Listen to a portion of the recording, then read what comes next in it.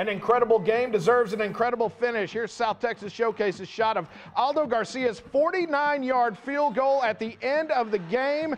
That was the difference as Mercedes beats Ed Calchelsa 17-14 in the 63rd meeting between these two rivals. What an incredible game. Dennis, you were there for the entire thing. Tell me about that game and your impressions of that giant rivalry. It wasn't the most well-played game, but it was the most dramatic. I think what Aldo Garcia was able to do, I believe what coaches were telling me, that's his first points, his career points. Wow. But that they believe in him as far as long-distance field goals and what he's able to do with that. It was clean. The yards to spare right down the middle. It was perfect. There was no doubter.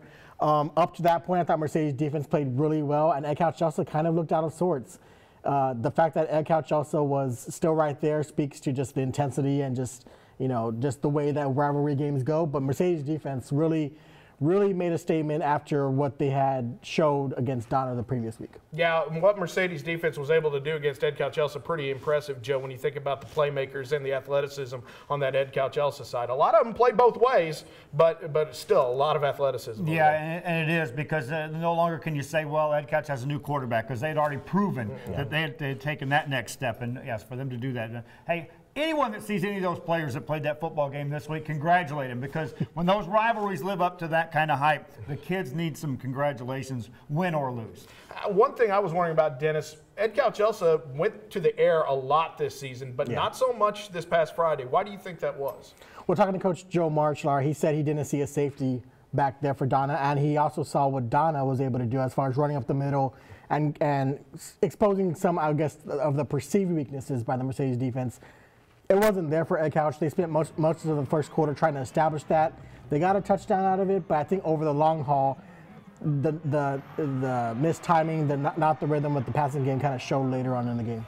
All right, well, now let's take a look at the 32-5A standings after that game. And you see that it's pretty much Donna all alone at 4-0. And then you've got a big bunch right there. You've got Porter at 3-1, Mercedes at 3-1, Ed Calchelsa at 3-1. And right underneath, PSJ Southwest at 2-2. This week, we've got Porter at Donna.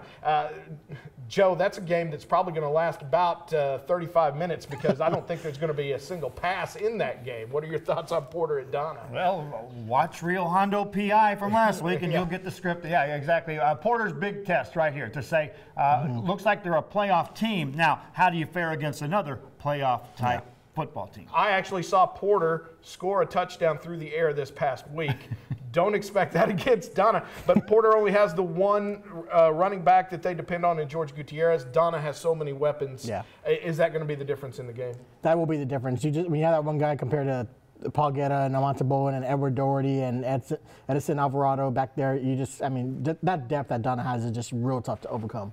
All right, let's switch over to District 36A in the Upper Valley, as this past week McAllen Memorial was off, so our timelines on Twitter were bombarded with shots of Trevor Spates up at Texas A&M to watch the Alabama game yesterday. But meanwhile, McAllen was getting things done against Juarez Lincoln this past week. Caleb Youngblood looking pretty good, taking it on the outside. And of course, the all-do-everything back for McAllen is Josh McGowan, and he gets it done on the ground. He gets it done through the air. He gets it done on defense. He gets it done on kickoff returns. After the game, he said he was looking forward to this week's game against McAllen Memorial to see who the best back in McAllen is. Hey, he likes that kind of challenge, and you have to like that, Joe, coming from young number 22 there. Yeah, I do, and it adds something to this football game, which may have been needed, because otherwise it was, what can McAllen do just to stick with them? And now suddenly it's, let's change gears. Let's just compare these two backs, which needs to happen. They're the two best athletes on the football field.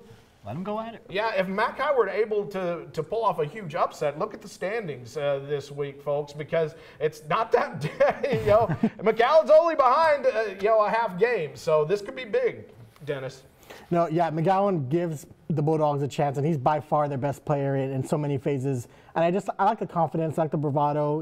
It takes a bold, confident young man to say something like that and to be ready for a game against Trevor Spates, and it's going to be an exciting one. Yeah, you know he's getting ready for it, and you know Trevor will be getting ready for it too. And we are getting ready for our next segment on Sunday Sports Extra. When we come back, we are talking about District 31 5A and the big games there from this past week. Gladiators finally look like the Gladiators after a couple of weeks down. And also, we're talking about the big Mission Veterans game against Pioneer. It's all next.